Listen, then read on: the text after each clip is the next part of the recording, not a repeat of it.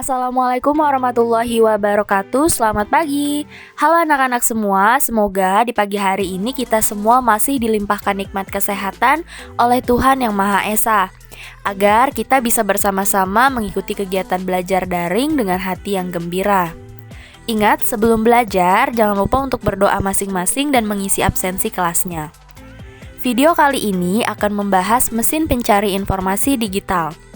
Sebelum ke materi, jangan lupa untuk klik tombol like dan juga subscribe. Selamat belajar! Teknologi Informasi dan Komunikasi. Nah, hari ini kita sudah masuk ke bab 2 pada mata pelajaran informatika, yaitu Teknologi Informasi dan Komunikasi. Yang mana teknologi informasi dan komunikasi merupakan suatu teknis yang mencakup pengambilan, pemrosesan, dan penyampaian informasi. Teknologi informasi dan komunikasi sendiri dikelompokkan menjadi dua, yaitu pertama teknologi informasi, yang mana teknologi informasi itu adalah alat atau media yang digunakan untuk mengolah informasi. Contohnya seperti komputer. Yang kedua, teknologi komunikasi, yaitu alat atau media yang digunakan untuk memindahkan atau menyampaikan informasi dari sumber ke penerima. Contohnya televisi atau handphone. Sehingga secara keseluruhan teknologi informasi dan komunikasi dapat diartikan sebagai segala kegiatan yang berkaitan dengan pemrosesan, manipulasi, pengolahan, pemindahan, dan penyampaian informasi menggunakan suatu media. Nah, dalam materi teknologi informasi dan komunikasi yang akan kita pelajari, di sini ada beberapa submateri yang harus kita dalami. Pertama, mesin pencari informasi digital. Kedua, aplikasi pengolah kata. Ketiga, aplikasi pengolah angka.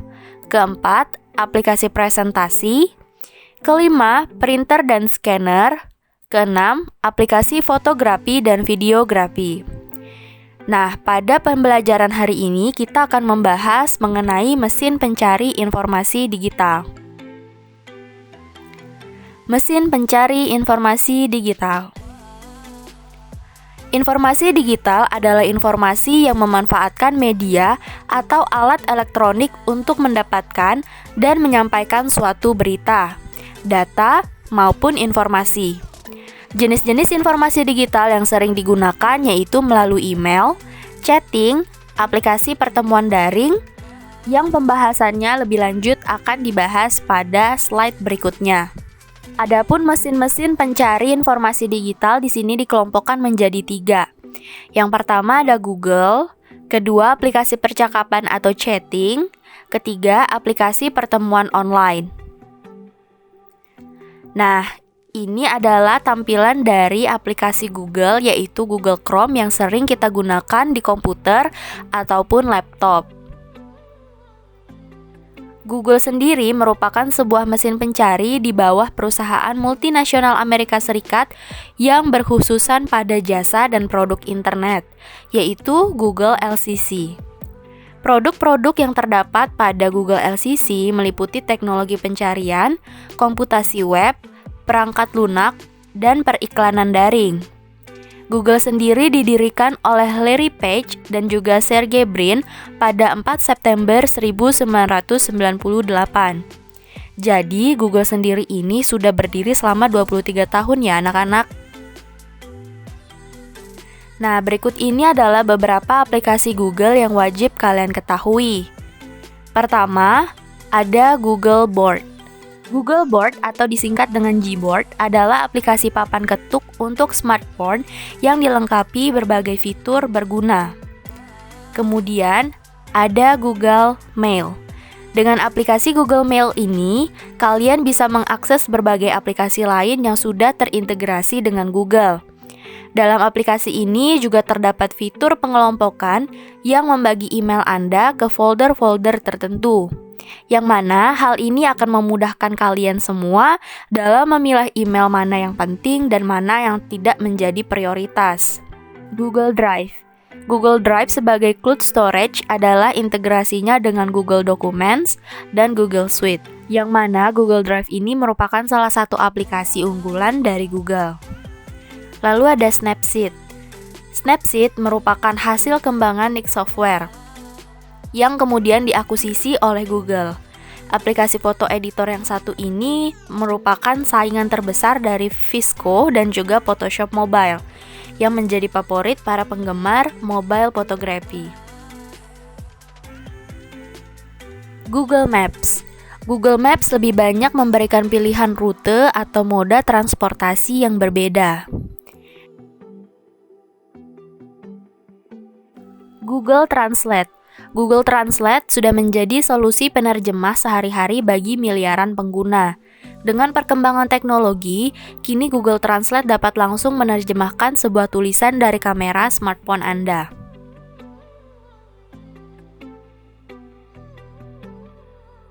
Google Search.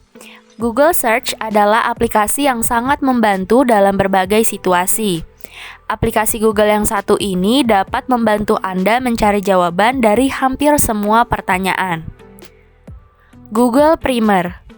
Google meluncurkan sebuah aplikasi bagi smartphone untuk memberi kursus mengenai digital marketing pada suatu startup atau bisnis rintisan. Primer adalah aplikasi mobile yang bertujuan agar para pakar bisnis dapat berbagi ilmu, tips, kuis, studi kasus, dan insight dalam menjalankan bisnis. Google Lens adalah aplikasi pencarian visual yang menggunakan sensor kamera untuk menemukan gambar yang sama dari internet. Dan yang terakhir ada Google Keep. Google Keep adalah sebuah aplikasi catatan atau notes yang dibuat oleh Google dan dirilis pada tahun 2013, yang mana aplikasi ini dapat mempermudah Anda dalam mencatat sesuatu dengan berbagai format, seperti tulisan, coretan tangan, gambar, dan juga suara. Nah, ini tadi merupakan aplikasi-aplikasi Google yang wajib kalian ketahui, yang mana rata-rata aplikasi-aplikasi dari Google ini sudah terinstall otomatis pada HP atau smartphone yang berbasis Android. Sedangkan pada laptop, biasanya yang paling sering kita gunakan itu adalah aplikasi Google Chrome. Bagian-bagian pada Google Chrome.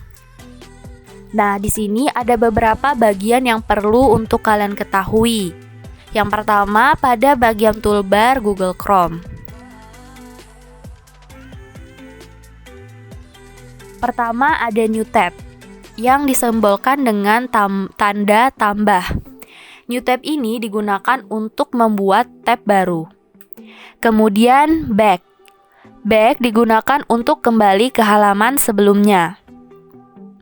Forward digunakan untuk kembali menuju ke halaman selanjutnya.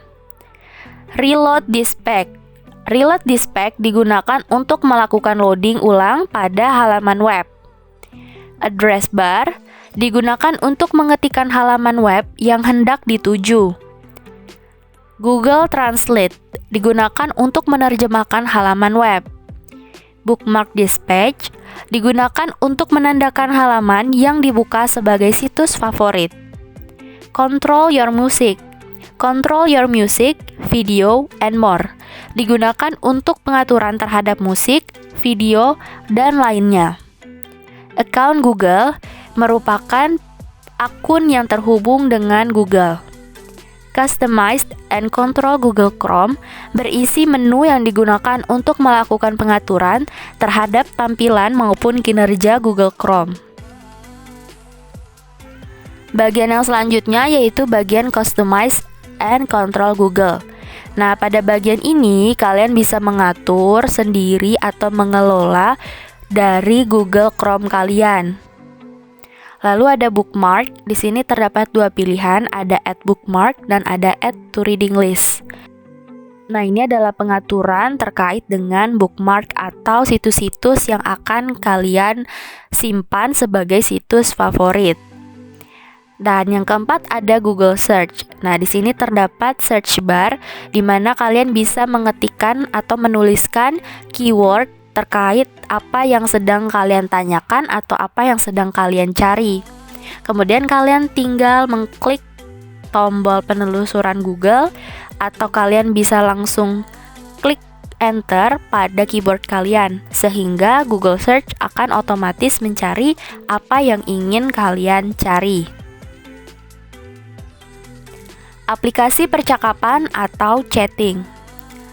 Chatting adalah kegiatan berkomunikasi dan berinteraksi melalui internet. Dengan fitur ini, Anda dapat mengobrol dengan siapa saja, kapan saja, dan di mana saja. Contoh-contoh dari beberapa aplikasi chatting adalah Telegram, Messenger Yahoo, dan lain-lain. Nah, pada gambar di sini kalian sudah lihat beberapa contoh aplikasi lainnya.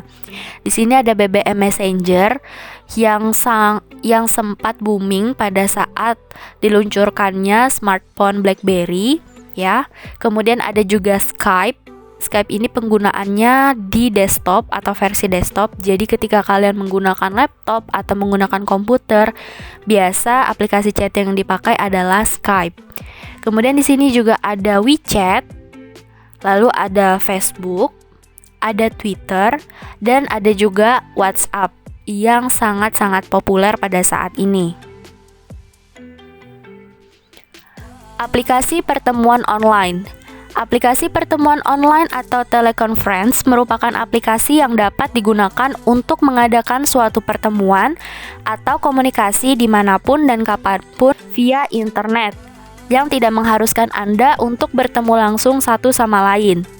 Aneka aplikasi ini memungkinkan banyak tersedia di platform ponsel, desktop, maupun iOS. Nah, ini merupakan beberapa contoh dari aplikasi-aplikasi pertemuan online. Contohnya di sini ada Google Meet, ya. Seperti Google Meet ini adalah salah satu aplikasi yang paling sering kalian gunakan, khususnya di kalangan pelajar maupun mahasiswa. Ada juga Cisco Webex dan juga Zoom. Ini juga paling sering digunakan.